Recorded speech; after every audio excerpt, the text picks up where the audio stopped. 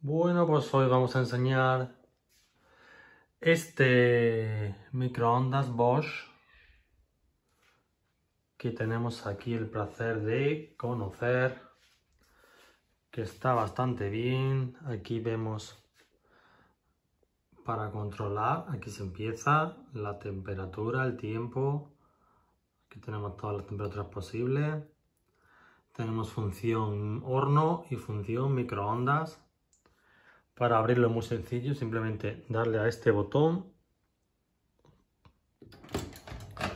y se nos va a abrir automáticamente la puerta, como lo podéis ver por dentro.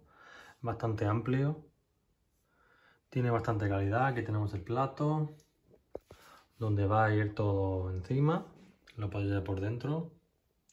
Y hay que decir que funciona bastante bien, muy sencillo de utilizar. Por ejemplo, para poner el microondas, solo así, sí, start. Así de sencillo es utilizarlo. Si queremos parar, pues stop. Y aquí esta bolita para controlar el tiempo, más o menos tiempo. Y es muy práctico y muy bueno y de muy buena calidad este microondas Bosch.